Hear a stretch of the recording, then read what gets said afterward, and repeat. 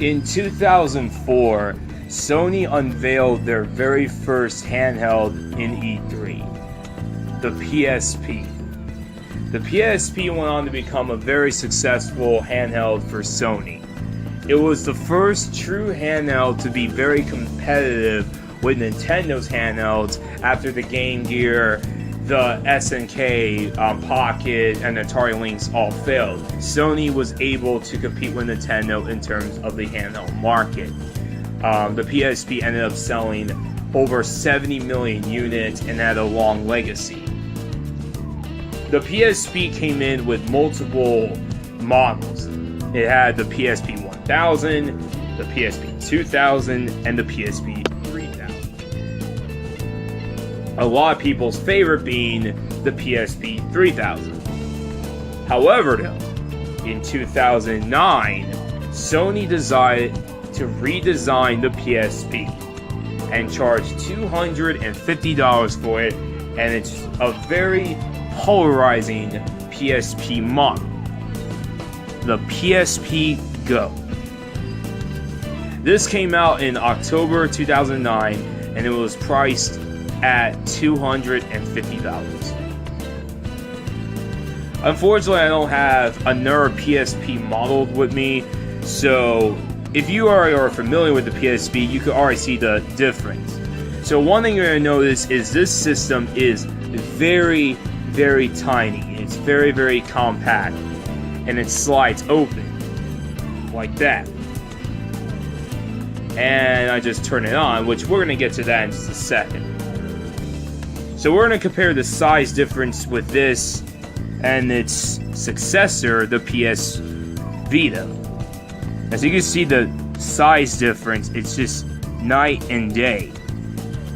Very, very different. Okay? So, the PSP GO is very compact. There's your controls, you got your D-pad, you got your one analog stick, your buttons, and start and select, and your shoulder buttons. Feels pretty comfortable to hold. Not the absolute best because it's very, very skinny. Now, one thing that the PSP did very different than the DS and others is you can use Wi-Fi and you can browse through the internet and things like that. So now let's get to why this system is very polarizing for a lot of fans.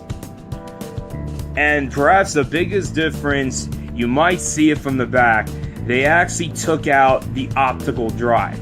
In many versions of the PSP, you will use an optical drive, which is your game. It's the only system that actually have like a UMD. So, unfortunately, they got rid of that in the PSP GO. So they basically wanted to make the system digital. So what you would have to do is use your charger like this, connect it to your laptop or your PC, and buy the games through the PlayStation Store and things like that. So a lot of people did not like that at all. A lot of people thought it was very, very stupid and just beyond dumb of Sony. So that's what caused the system to flop. And that is, in my opinion, one of the biggest flaws about the system. You cannot play UMD drives on it. So you have to get them through the store, or you could get the ISOs. Now, there are some upsides to the system. One is the battery life is much better than other models. Some models of the PSP only last around 3 to 4 hours of battery life. Well, here, around 5 to 6. Of course, you will have your charger. So that's the good news. If this was like, using AA's, the system would have been an absolute failure. We already know that. Another good news about the PSP GO is it actually holds a lot of storage. It adds I believe 16 gigabytes. So much more storage than all the other models of the PSP. Now we get into perhaps the one very good aspect of the PSP GO is it's the easiest one to put emulators. It's very ideal, as you cannot see a damn thing. Okay, it's so bright. Let me try to lower the screen. Let me try to make the screen a lot dimmer. Okay, I dimmed it for you. You're not going to be able to see it a whole lot, but I'm just going to show you just a few. Right here, if you were to have firmware 6.1, I believe, you can add a lot of emulators, and I'm going to show them to you just for a split second. Let's see, which one are we going to load up? Let's see. It takes a minute to load. Let's play Primal Rage on the Game Gear. See? Really cool.